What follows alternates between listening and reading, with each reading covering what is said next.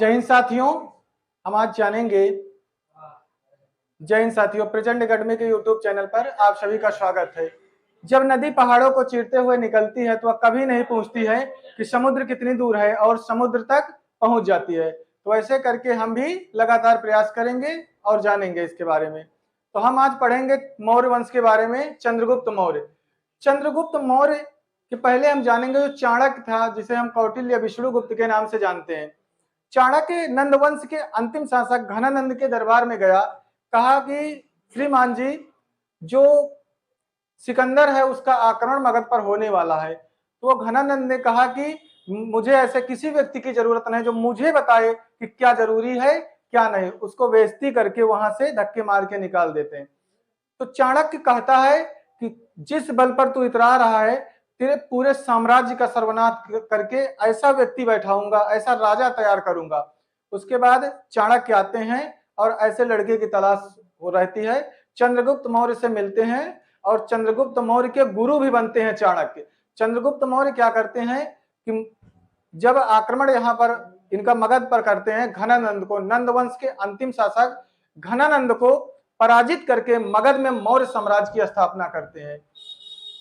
जिद चाहिए जीतने के लिए, हारने के लिए एक डर ही काफी है। तो हम जानेंगे नंद वंश के अंतिम शासक घनानंद को पराजित करके मगध में चंद्रगुप्त मौर्य ने मौर्य साम्राज्य की स्थापना की। चंद्रगुप्त मौर्य का जन्म 345 ईसा पूर्व चंद्रगुप्त मौर्य का जन्म 345 ईसा पूर्व पाटलिपुत्र में हुआ। अब देखो मौर्य वंश की जानकारी कैसे मिली, तो कुछ स्रोत हैं इनके बारे में। साहित्यिक स्रोत के बारे में जानेंगे। अर्थशास्त्र जो पुस्तक लिखी गई चाणक्य के द्वारा लिखी गई, इंडिका पुस्तक मेगास्थनीज के द्वारा लिखी गई, मुद्रा राक्षस विशाख दत्त के द्वारा लिखी गई। जैन और बौद्ध ग्रंथों से हमें पता चला कि मौर्य वंश के बारे में जानकारी मिलती है। अब हम जानेंगे पुरातात्विक स्रोत क्या है। पुरातात्विक स्रोत में अशोक के अभिलेख आते हैं, जूनागढ़ के अभिलेख, रुद्रदामन के अभिलेख। अब चंद्रगुप्त मौर्य ने जब मगध पर राजा बना तो नंदवंश के अंतिम शासक घनानंद को पराजित करके मगध में मौर्य साम्राज्य की स्थापना की। चंद्रगुप्त मौर्य ने उत्तर में हिमालय से लेकर दक्षिण में मैसूर कर्नाटक तक अपने साम्राज्य का विस्तार किया। पूर्व में बंगाल से लेकर उत्तर पश्चिम में हिंदकुश पर्वत तथा पश्चिम में अरब सागर तक अपने साम्राज्य का विस्तार किया। अखंड भारत का सपना था, उसको पूरा किया। चाणक्य को अपना प्रधानमंत्री बनाया। अब देखिए, चंद्रगुप्त मौर्य का जन्म 345 ईसा पूर्व कहां पे होता है? पाटलिपुत्र में। 322 ईसा पूर्व घनानंद नंदवंश के अंतिम शासक घनानंद को पराजित करके चंद्रगुप्त मौर्य ने मगध में मौर्य साम्राज्य की स्थापना की। मौर्य साम्राज्य की स्थापना की, चाणक्य को अपना प्रधानमंत्री बनाया। चाणक्य के अन्य नाम कौटिल्य तथा विष्णुगुप्त है। कौटिल्य और विष्णुगुप्त। जब घनानंद को 322 ईसा पूर्व में चंद्रगुप्त मौर्य हराता है तो घनानंद की पुत्री दुर्धरा से विवाह कर लेते हैं। उसके बाद जो प्लूटार्क रहे, प्लूटार्क एक लेखक है यूनानी, उन्होंने एंड्रोकोटस कहकर पुकारा, जस्टिन ने सेंड्रोकोटस कहकर पुकारा। तो 1793 में सर विलियम्स जोन्स ने बताया कि जो एंड्रोकोटस और सेंड्रोकोटस नाम है, ये चंद्रगुप्त के यूनानी नाम है, यानी एंड्रोकोटस और सेंड्रोकोटस कहकर चंद्रगुप्त मौर्य को ही संबोधित किया गया। मौर्य वंश के अंतिम शासक के रूप में हम बृहद्रथ को जानते हैं। मौर्य वंश के अन्य शासकों के नाम जानेंगे। चंद्रगुप्त मौर्य, बिंदुसार, अशोक, दशरथ मौर्य, संप्रति, शालिशुक, देववर्मन और शतधन्वन।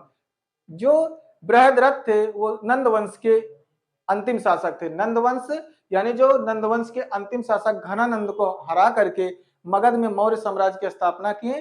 तो मौर्य वंश के अंतिम शासक के रूप में किसे जाना जाता था? बृहद्रथ को। तो बृहद्रथ मौर्य वंश के अंतिम शासक।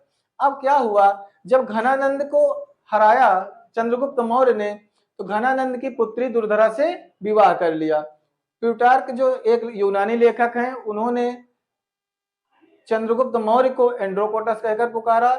जस्टिन एक यूनानी लेखक थे, उन्होंने सेंड्रोकोटस कहकर पुकारा। 1793 में सर विलियम्स जोन्स ने बताया कि एंड्रोकोटस और सेंड्रोकोटस ये चंद्रगुप्त मौर्य के यूनानी नाम हैं। अब देखिएगा, यहां तो सब ठीक हो गया। उत्तर में चंद्रगुप्त मौर्य ने उत्तर में हिमालय से लेकर दक्षिण में मैसूर कर्नाटक तक और पूरब में बंगाल से लेकर उत्तर पश्चिम में हिंदुकुश पर्वत तथा पश्चिम में अरब सागर तक अपने साम्राज्य का विस्तार किया।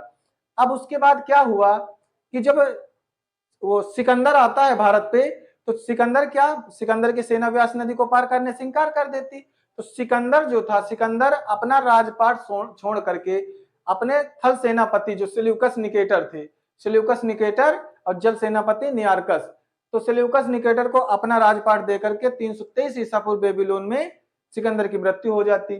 तो सेल्यूकस निकेटर को लगता है कि मगध में अभी कौन बैठा है, घनानंद बैठा है। इसको ये नहीं पता था कि चंद्रगुप्त मौर्य है। तो ये जाता है 305 ईसा पूर्व, 305 ईसा पूर्व सेल्यूकस निकेटर ने मगध पर आक्रमण कर देता। तो चंद्रगुप्त मौर्य ने सेल्यूकस निकेटर को हरा करके उसकी पुत्री कार्नेलिया या हेलेना से विवाह कर लेता, कार्नेलिया हेलेना से विवाह कर लेता।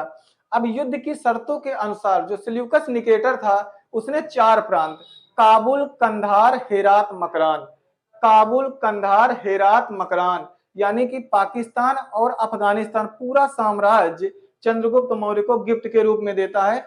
चंद्रगुप्त मौर्य ने सेल्यूकस निकेटर को 500 हाथी भेंट किए।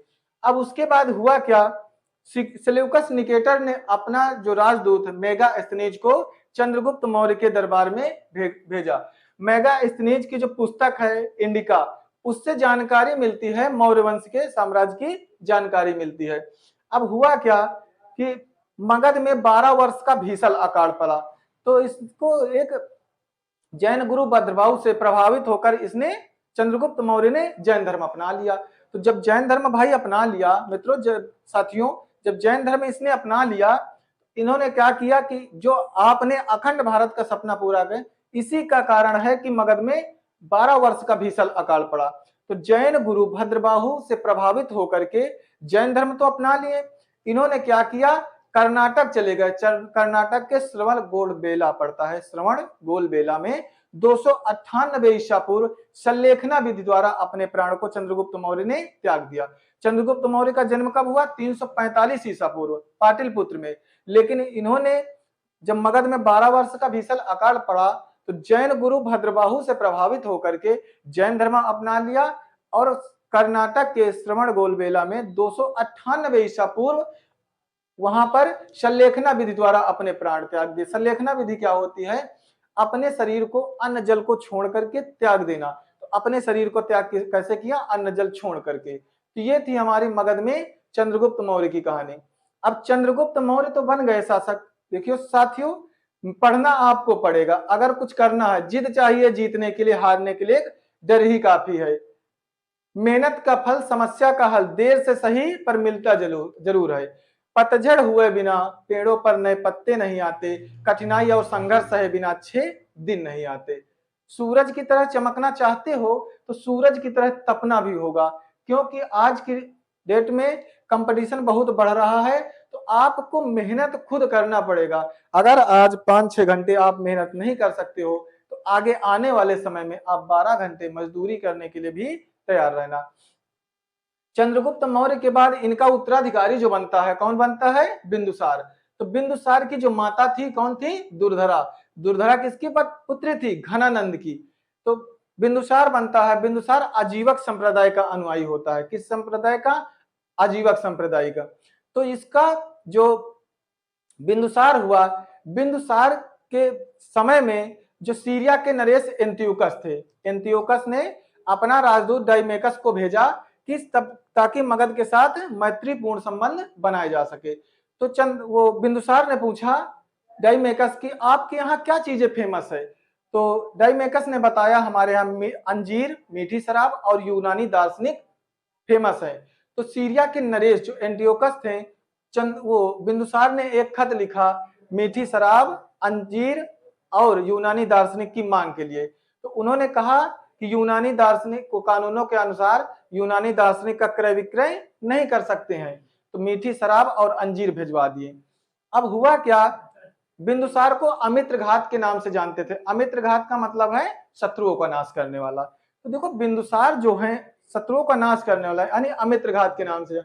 बिंदुसार के समय में जो तक्षशिला का राजकुमार कौन था, तो बिंदुसार का बड़ा पुत्र सुसीम था।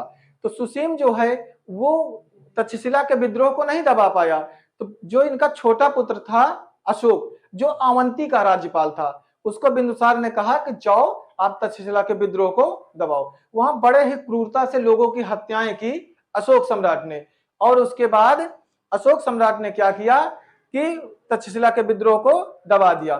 तो अब इसके बाद सुसीम राजपाट नहीं संभालेगा, बिंदुसार का जो उत्तराधिकारी बनेगा वो कौन बनेगा, उसका छोटा लड़का अशोक।